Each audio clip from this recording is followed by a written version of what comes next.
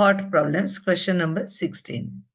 Draw segment AB of any length. Locate point D on AB such that AD square equals to 3BD square. थोडा वेगळा question आहे हा. याच्यामध्ये आपल्याला पहिल्यांदा त्याने सांगितलं की AB ची लेंथ काही पण घेऊ शकता तुम्ही. तर आपण एक काही पण लेंथ घ्यायची AB ची, म्हणजे त्याने स्केलने आपल्याला मोजायचं नाही येते.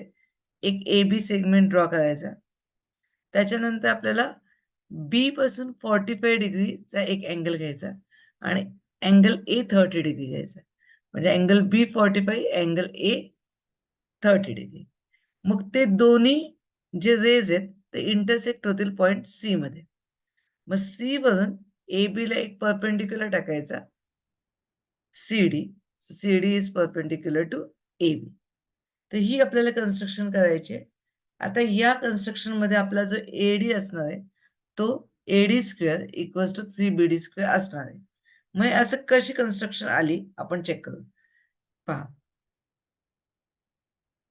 पहिल्यांदा आपण हा ट्रायंगल कन्सिडर करू, एडीसी. इन ट्रायंगल एडीसी आपण अँगल ए 30 डिग्री घेतला होता. अँगल डी हा 90 आहे, तर अँगल एसीडी आला आपला 60 degree.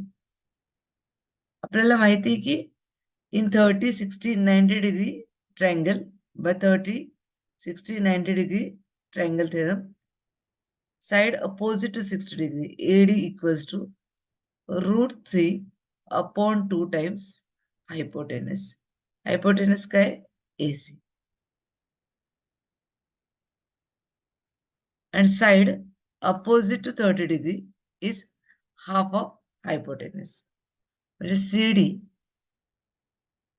equals to half of AC. म्हणजेच AC equals to twice CD. आपल्याला AC ची व्हॅल्यू काय मिळाली? Twice CD. आता आपण हे जे लिहिले होतं, ही पहिली AD equals to √3 upon 2 times AC. त्याच्यामध्ये मी AC ची व्हॅल्यू टाकते. AC ची व्हॅल्यू आली 2 इंटू CD. 2 two cut. म्हणजे AD इक्वल्स टू काय मिळालं आपल्याला? AD equals to √3 into CD. म्हणजे AD equals to √3 into CD. म्हणजेच काय आलं? Squaring both sides, AD square equals to 3CD square. √3 square 3, CD square CD square. म्हणजे आपल्याला मिळालं AD square equals to 3CD square. आपल्याला इथे AD square equals to 3BD square पाहिजे, पण आपल्याला मिळालं काय? AD square equals to 3CD square. मग CD एवढंच BD येण्यासाठी आपण इथे काय केलं होतं पहा, इन ट्रायंगल BCD पहा. इन ट्रायंगल BC, ठीक आहे, in triangle CBD angle D किती होता? 90. अँगल बी किती आहे? 45. म्हणजे राहिलेला हा अँगल जो बीसीडी असणार तो किती असणार आहे आपला? 45.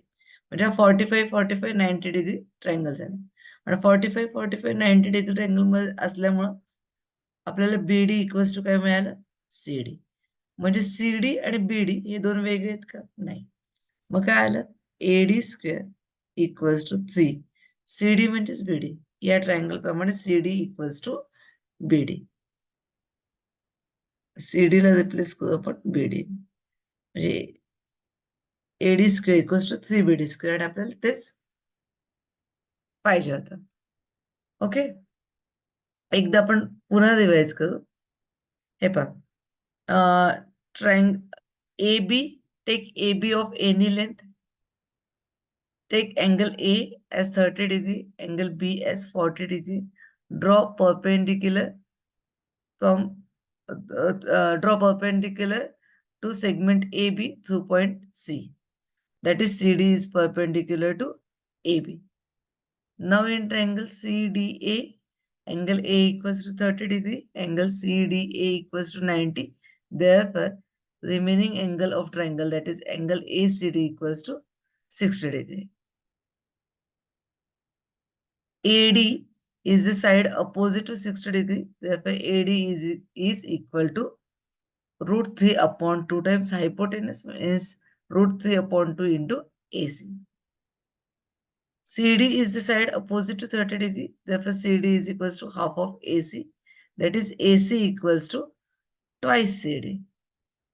Now substituting this value in equation 1, AD equals to root 3 upon 2 into AC. So AD equals to root 3 upon 2 into value of AC is 2 CD. So 2 cut. AD equals to root 3 into CD. Squaring both sides, AD square equals to 3 CD square. We want AD square, but AD square must be equal to 3 BD square. Here we are getting result as AD square equals to 3 CD square. So we will take one segment such that CD must be equal to BD. So here in triangle BDC, angle D equals to 90, angle BCD equals to, angle CBD equals to 45. Therefore, the remaining angle of triangle, that is angle BCD equals to 45. So in 45, 45, 90 degree triangle, that is isosceles triangle. So BD equals to CD.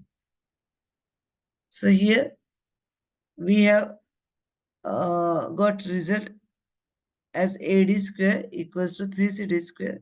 So we can replace CD by BD. CD square equals to BD square. Okay.